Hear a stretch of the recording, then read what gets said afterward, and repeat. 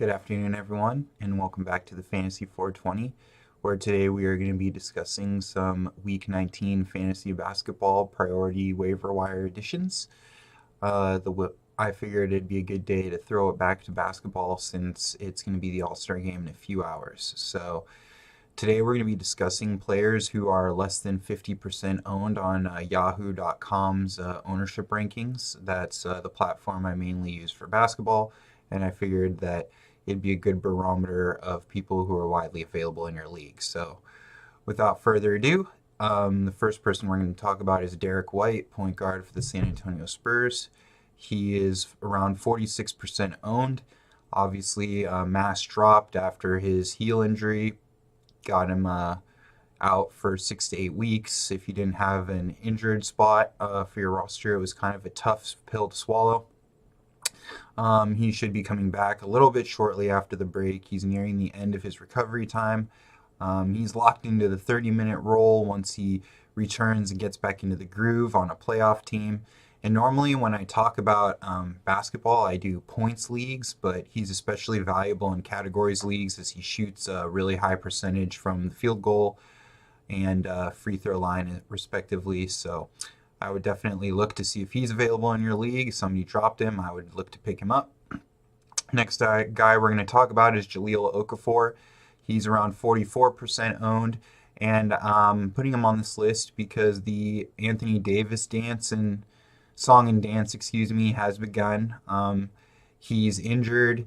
He's going to play in the All-Star game. They might hold him out afterwards. It's really just looking for a reason not to play him, as they will going forward.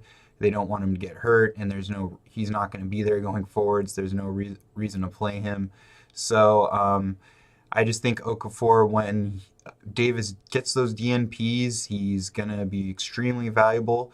And even when Okafor plays, I see him not playing in the fourth quarter in most of those games, especially down the stretch. He might not even play most second halves. I just think they're going to play him as much as they can without getting that $100,000 fine, and then there's no reason to play him and risk the injury for an off-season trade halt or less value for them. So I would buy into Okafor, and the AD situation is only going to get worse, so his situation will only get better.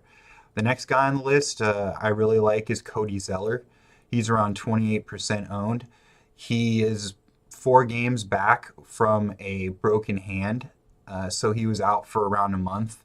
But in the 5 games he's been back, he's averaged 27 fantasy points in point-based leagues.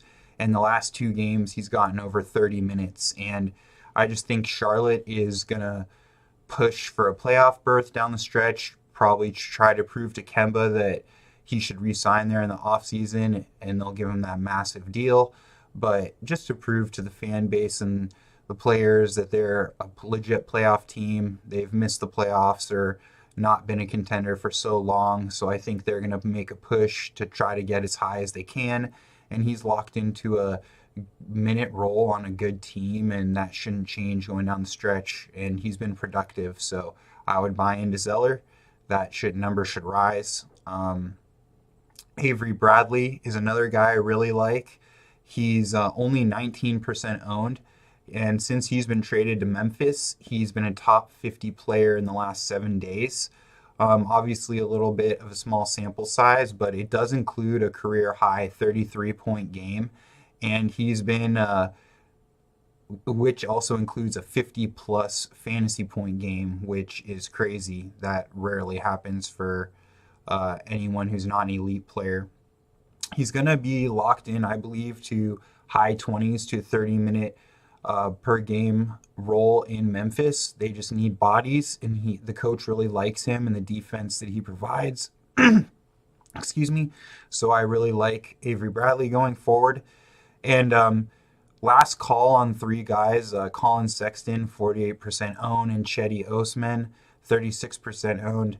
They're both going to be fed minutes and looked forward to being the Cavs franchise players down the stretch, and I think that those numbers are not going to be 50% owned going forward. Cedi especially, he's been averaging the last month or so, he's really kicked it up, and he's been averaging around a point per minute in fantasy point leagues. So he's somebody I would also look forward to, because I think Sexton is looking at as a must-add right now for most people, but I think Chetty is just right up there. And also Mitchell Robinson. His minutes are rising, and I think he's going to be a 30 point per game floor guy for that crummy Knicks team who's only going to feed him minutes because there's no other reason going forward. In the next tier down, I just have three more guys I want to mention really quickly. First guy being Robin Lopez. He's around 12% owned, and over his last two games, he's had over 30 minutes per game.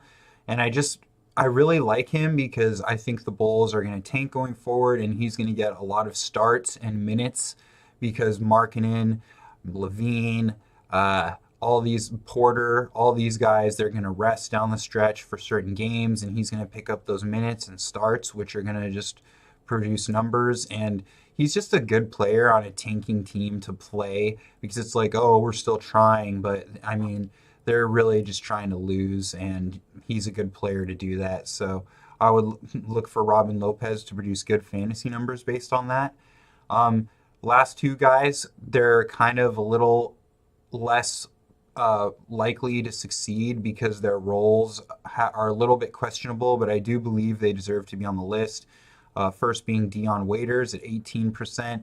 The last four games, he's at 30 plus minutes, and that should take a hit more than anybody, maybe with Goran Dragic coming back, but who knows how long he'll stay healthy.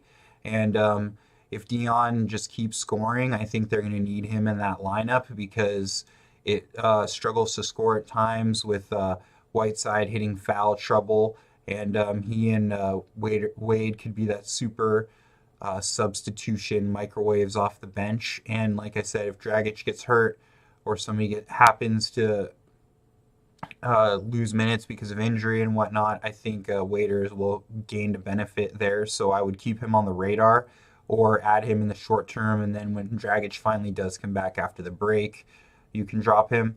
And finally, I like Kadeem Allen. I've watched him play, and he's a decent player.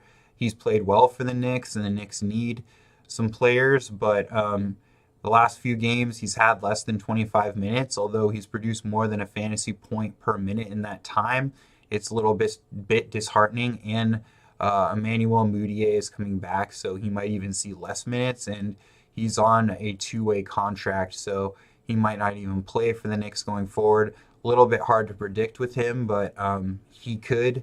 If the Knicks move on from Mudiay, or if they decide to play him because he does well and they're tanking, I think he could be worth, at least, like I said, with Waiters, keeping on your radar. And if anything happens, he'd definitely be worth an add going forward. So that's all I'm going to talk about for Week 19, everybody. We're going to be going towards the trade deadline, so this is a really important time in fantasy basketball to keep your ears to the ground, and I'll be posting more videos going forward. Have a great afternoon.